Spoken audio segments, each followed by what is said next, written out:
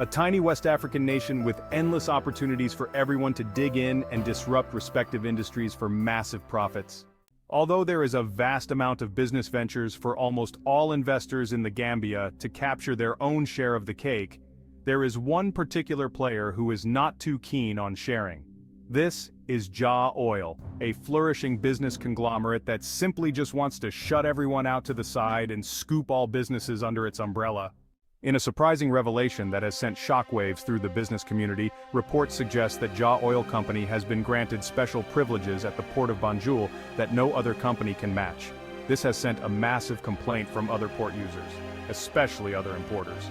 But what has led to one entity having priority over others when it comes to a national property like the Port of Banjul? Let's analyze. Let's take a deep dive. The Port of Banjul in the Gambia is currently experiencing significant challenges, including reduced capacities, endemic corruption, and prolonged delays, which are impacting its overall efficiency and the economy at large. The port, which is a critical gateway for trade in the region, has been struggling with congestion due to limited infrastructure and rising cargo volumes. Approximately 63% of shipments do not arrive on time in the Gambia region, highlighting the severe impact of these delays on supply chains and businesses dependent on timely imports and exports. With a massive waiting turnaround time of up to 12 days, global maritime shipment companies are often forced to dock elsewhere, like Senegal, which has 5 ports rather than Gambia. This has led to the Port of Banjul losing an average of $300 million each year, as per the World Bank. One of the major factors contributing to the port's inefficiency is its ancient style and aging infrastructure, which has not kept pace with the increasing demands of modern shipping. The limited capacity at the Port of Banjul has resulted in vessels spending extended periods in proximity to the port, often queuing at anchorages before they can dock and unload. These delays not only disrupt supply chains but also increase operational costs for shipping companies and importers and exporters who rely on the port's services, just like Jah Oil. But in the case of Jah Oil, the company is not feeling the heat at all due to certain privileges it has been enjoying over other port users. A number of Gambian importers have alleged that the management of Gambia Ports Authority gives preferential treatment to Jah Oil, no matter how high the traffic is at the port. The Port of Banjul is the Gambia's only port, a maritime gateway that sends and receives goods to and from the Gambia. These same Gambian importers said out of only 3 jetties currently available, Jah Oil has been accorded a special docking point to offload its cement product cargoes, leaving only 2 jetties available for the general public. They further alleged some shipments stay at seas for weeks before getting access to offload, while Jah Oil has a whole special docking point to itself to offload its cargoes at any time without hassle. This is grossly unfair and inconsiderate, and we call on government to immediately look into this matter and investigate it to enhance equitable access for all, one importer said, adding that the current price hikes to freight charges and demurrage are due to long periods of waiting for cargoes to reach docking points. The port is a state institution and should give equal treatment to all and sundry irrespective of status or position in the market, the importers said. The Standard repeatedly contacted the spokesman of the GPA, Jibu Saidi, for an explanation and reaction to these allegations for 1 week now, but he kept saying he would get back to us, which he never did, Standard newspaper reported.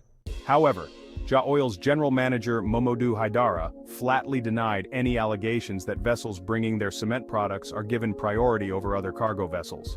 Everybody knows that GPA has capacity issues as they don't have enough space to serve 3 to 5 vessels at the same time, and this has nothing to do with anybody.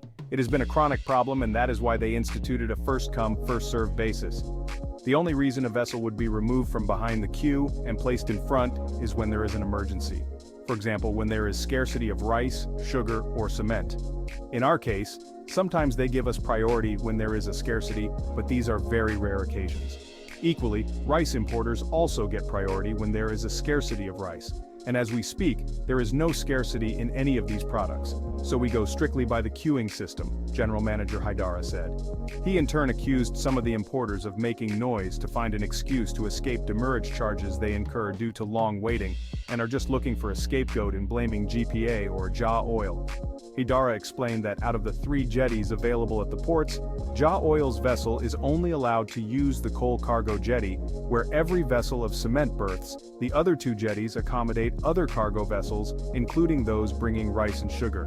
But cement cargoes cannot be shifted because of the hazardous nature of the material, and so all cargoes of that kind are confined to use jetty number 1, because that is what is specifically meant for cement.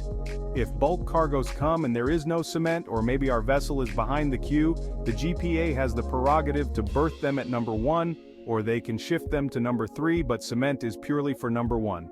They have the option to go to number 3 if it is free, but we don't have the luxury to use the other 2 jetties, Hidara explained.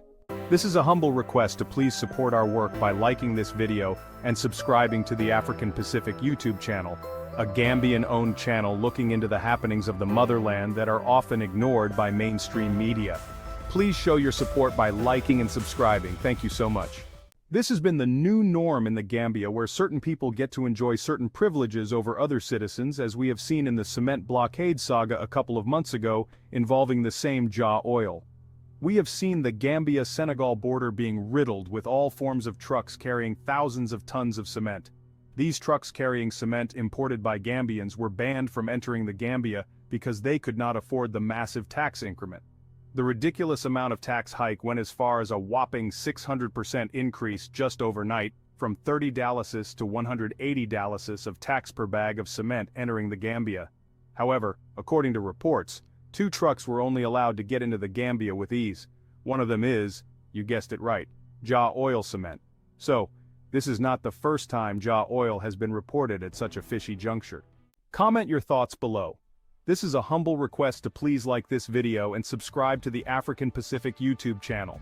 Please show your support by liking and subscribing. Thank you so much. This is the end of this video. Please share your thoughts in the comments section below. Thanks for watching and stay safe.